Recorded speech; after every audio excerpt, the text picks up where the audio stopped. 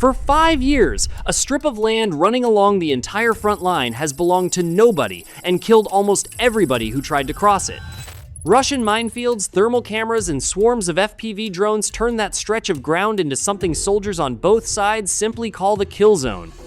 This 15 to 20 kilometer corridor has become one of the most unforgiving battlefields of the war, where tanks, trucks, and even other drones get destroyed within minutes of showing themselves. It didn't matter how advanced your equipment was. If it moved through that ground, it died there. Then, on the 19th of July, 2026, someone showed the CEO of a Ukrainian robotics company a video of his own machine in action, and his first reaction wasn't pride, it was pure shock. According to reporting from Business Insider, he looked at the footage and said, quote, "What the fuck? Why?" What he was actually looking at was his own small ground robot, dangling beneath a massive Ukrainian bomber drone on a steel cable, being flown directly over that same deadly stretch of minefields and cameras that had swallowed everything else that tried to cross it on wheels. And here's the detail that turns this from a strange video into something genuinely important. This footage wasn't released by Ukraine celebrating a new weapon. It was published by Russia's own military through a Telegram channel called Archangel Spetsnaza. Russia filmed its enemy's machine succeeding and then broadcast that failure to the entire world itself. To understand exactly why that happened, and why one company's founder had such a visceral reaction to watching his own creation in action, you need to see precisely what that footage actually shows. The video published on July 19th shows a large Ukrainian hexacopter, one of the heavy bomber drones troops nicknamed Baba Yaga, after the witch from Slavic folklore, carrying a compact, four-wheeled robot suspended beneath it by a cable. According to the Russian channel that first posted the footage, the aircraft was delivering something called an ARK-1, a multifunctional ground robot fitted with Soviet-era anti-tank mines. Here's what makes this delivery method genuinely clever rather than just dramatic. Once the hexacopter releases that cable, the ground robot doesn't stop moving. It continues on its own toward Russian positions, driving the rest of the way completely independently. Think about what that actually solves. A small ground robot launched from Ukrainian lines the normal way has to physically cross that entire kill zone on its own wheels, through mud, past mines, under constant drone surveillance for 15 to 20 kilometers before it ever gets close to a target. Most of them don't survive that trip. By lifting the robot into the air and flying it directly over that killing ground instead, Ukraine skips the most dangerous part of the journey entirely. The robot only starts driving once it's already behind the danger, not in front of it. And there's a second advantage buried inside that same maneuver. According to Tech Radar's reporting, the hexacopter hovers low, releases its cargo, and pulls away before it ever gets close enough to the actual target to expose itself to direct fire. The expensive, reusable bomber drone never enters the most dangerous airspace at all. Only the small, cheap, expendable robot does. Now, here's what you need to understand about how confident this operation actually was or wasn't. Nobody has officially confirmed whether that specific robot actually reached its target and detonated. Ukraine's military has not commented on the footage at all. The only proof this happened at all came from Russia's own channel, and even Russia never confirmed the final outcome. So sit with that gap for a moment, because it's genuinely strange. Russia captured and broadcast footage of an enemy weapon succeeding against it, and neither side has said publicly whether that specific mission actually worked. Ukraine stayed completely silent. Russia only showed the part it couldn't hide, the moment the robot was already flying toward their lines. That silence from Ukraine is worth noticing too. According to reporting from United 24 Media, Ukrainian military officials have not publicly commented on this footage at all, and the specific unit responsible has never been identified. When a country pulls off something genuinely new on a battlefield, the instinct is usually to announce it, to claim the victory, to send the message loudly. Ukraine didn't do that here. Russia did the announcing for them, involuntarily, because the footage was already spreading and there was nothing left to hide. The detail that turns this from a single strange incident into something that looks a lot more like a pattern. This wasn't actually the first time in that same week that Ukraine had used a completely different vehicle to fly or float a ground robot past the danger zone instead of driving it through. According to United 24 Media, just 6 days earlier, on July 13th, Ukraine's 123rd Separate Territorial Defense Brigade carried out what it described as the world's first combat mission in history, performed entirely by machines. In that historical amphibious combat landing, an unmanned surface vessel, essentially a small robotic boat, physically transported and deployed an armed ground robot onto enemy-held shore at a location called the Kinburn Spit. That robot was armed with a remotely operated machine gun capable of engaging targets up to 1,000 meters away, guided by AI-assisted targeting. Now, line those two operations up side by side. On July 13th, Ukraine used the sea to skip past danger and land a robot behind enemy lines. On July 19th, Ukraine used the sky to do exactly the same thing. Two completely different delivery methods, air and water, both built around the exact same idea: get the machine past the killing ground without ever letting it cross that ground on its own. That's not coincidence, and it's not a single lucky experiment either. That's a pattern forming in real time, tested across two different environments within a single week. And if a country is already comfortable enough with this idea to try it twice that quickly in two entirely different domains, the real question isn't whether this tactic works. The real question is, what happens when Ukraine stops using robots to simply deliver a weapon and starts using them to fight an entire battle, from start to finish, without a single human being anywhere near the danger at all? Here's the twist. Most people watching this war completely miss, and it changes how you should think about everything you just saw. Now, before we go any further, we have a very interesting announcement for you. We're launching a second channel, the Defense Media, where we share proof of Putin's failures, unfiltered, real clips of war, along with more interesting analysis you will never find anywhere else, backed by expert breakdowns that go deeper than anything we can fit into this video. The link is in the description below. Go subscribe to it now, because once you see what's waiting there, you'll understand why we kept it separate.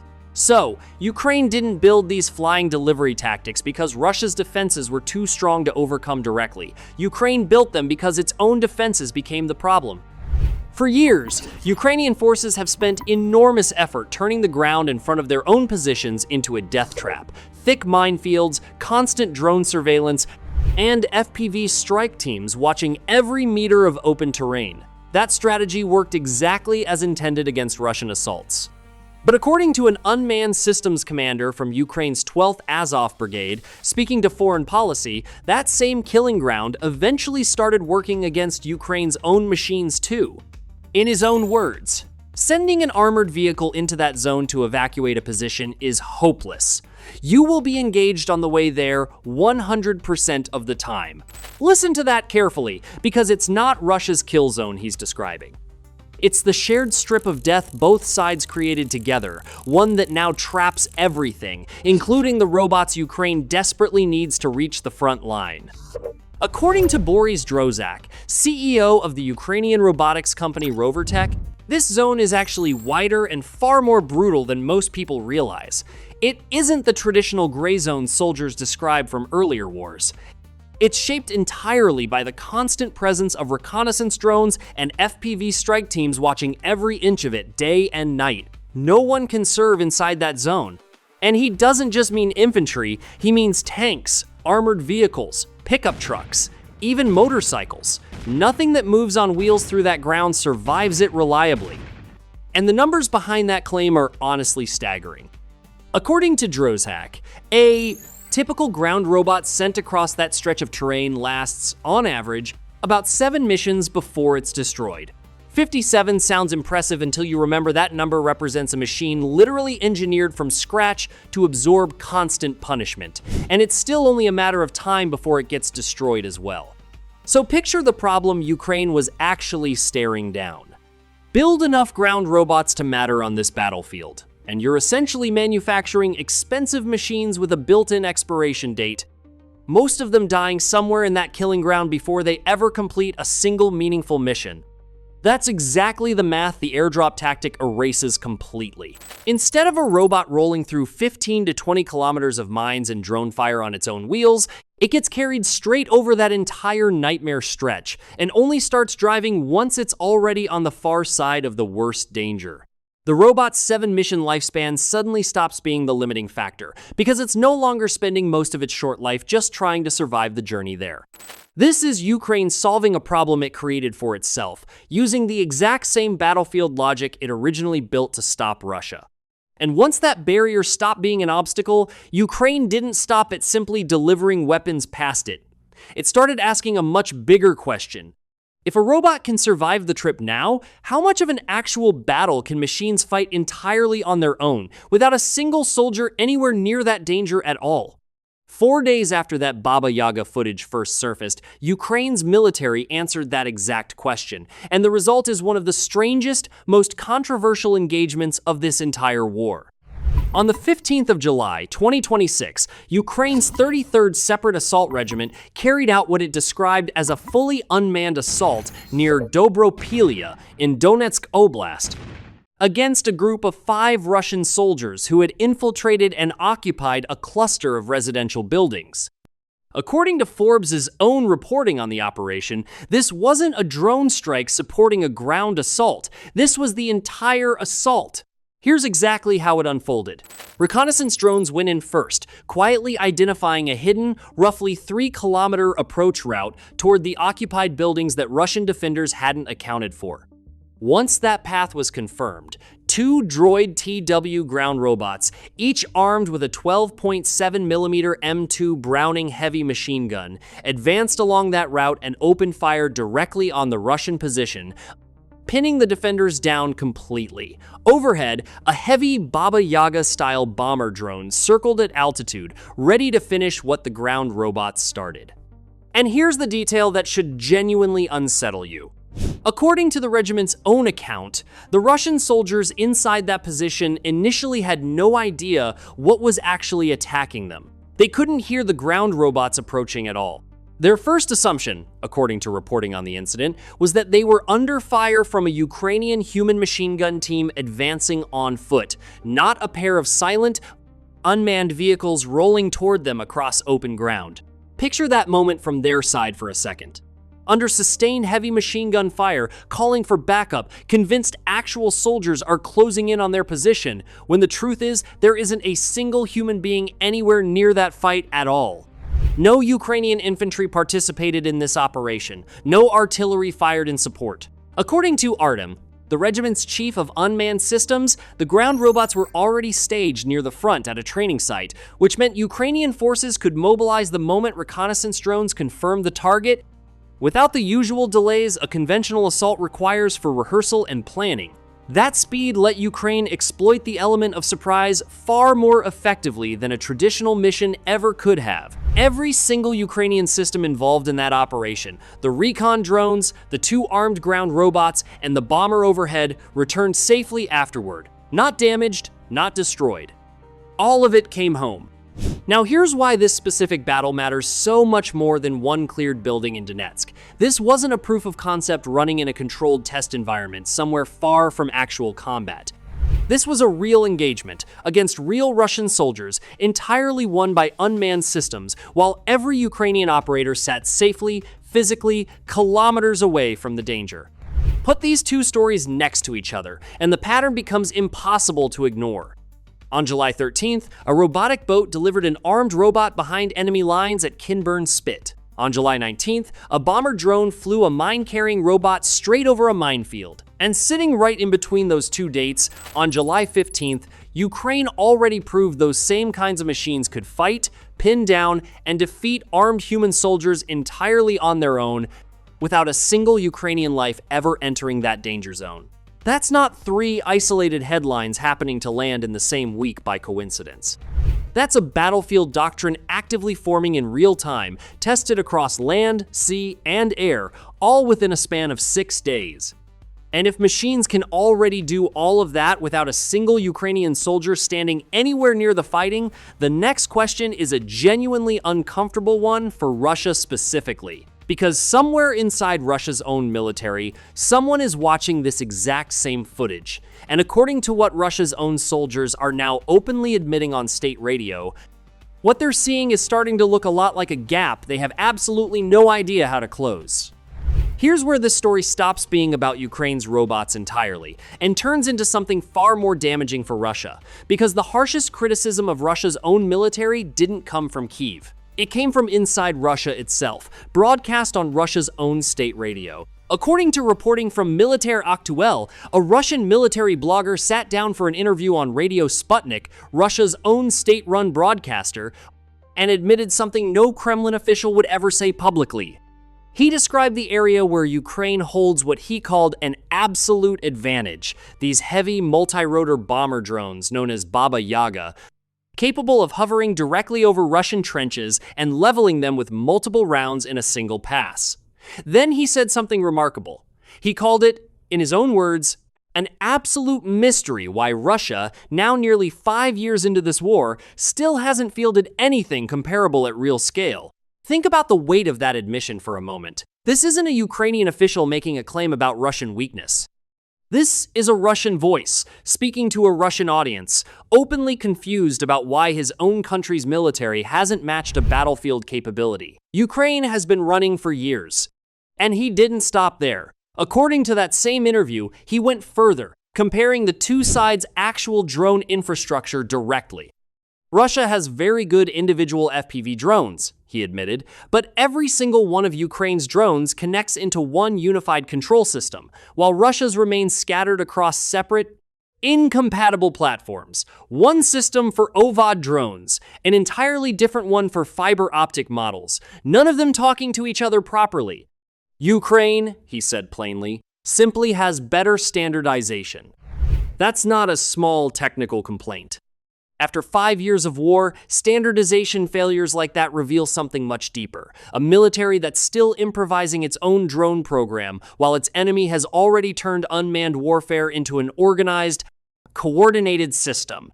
Now here's the part that should genuinely embarrass Moscow, because Russia's actual response to this gap wasn't to close it, it was to steal from the exact enemy exposing it. By April 2026, Russia's own Ministry of Defense posted footage showing captured Ukrainian Baba Yaga drones being used in an actual Russian combat operation. Read that twice. Russia's answer to years of falling behind wasn't building its own equivalent. It was capturing Ukraine's machines off the battlefield and flying them back at Ukraine, because building an equal alternative from scratch simply wasn't happening fast enough.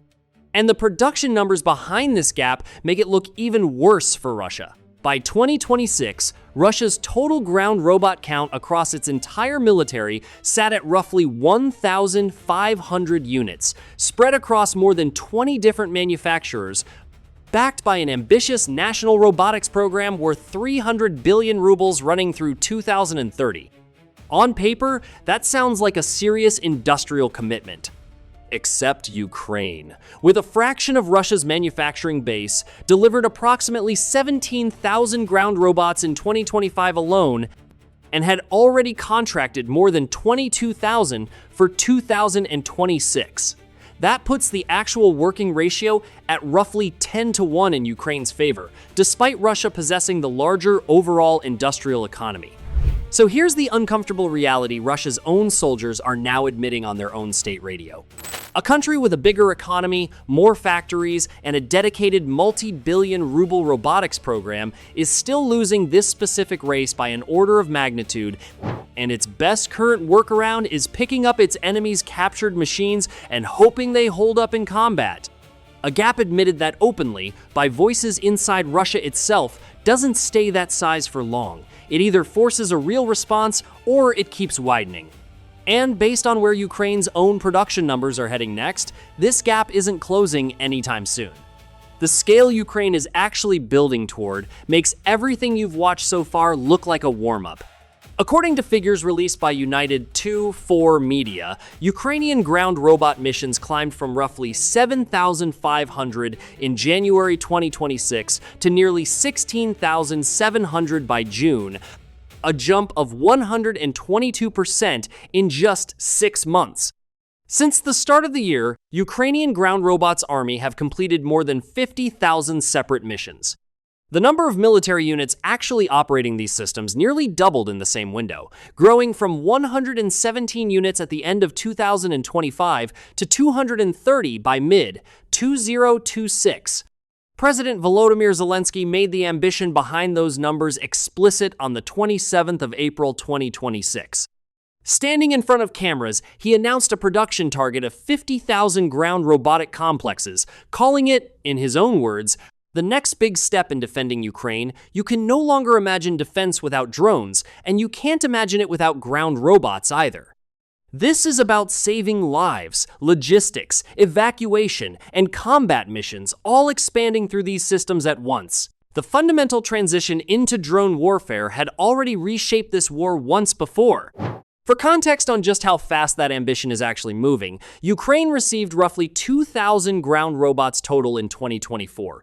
That number jumped to 15,000 in 2025. It's now on track to exceed 22,000 in 2026, an increase of more than 650% in barely 2 years. Even the man who builds these machines admits soldiers are pushing the technology into territory he never designed for.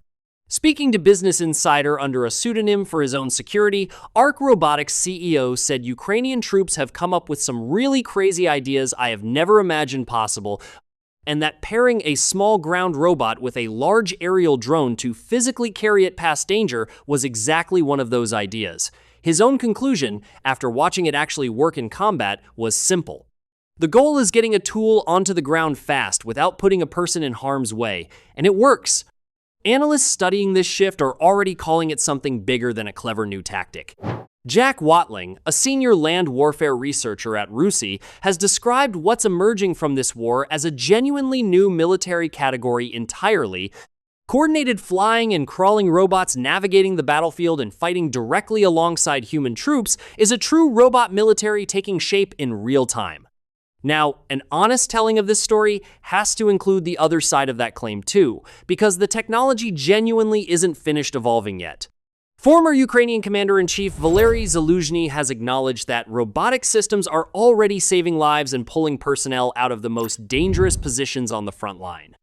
But he's also cautioned that current technology still isn't advanced enough to fully replace human soldiers at scale, and that anyone pushing hard for greater reliance on unmanned systems needs to be honest about those limitations rather than overselling where this technology actually stands today. That caution matters, and it deserves real weight, but it doesn't erase what you just watched unfold across a single week in July: a robot flown by boat past a minefield, a robot flown by drone straight over one, an entire battle fought and won without a single human soldier standing anywhere near the danger. And Russia's own military voices on Russia's own state radio openly admitting they have no real answer for any of it. For 5 years, the ground between two armies' trenches was the most dangerous place in this entire war, a stretch of earth that decided who could advance and who couldn't.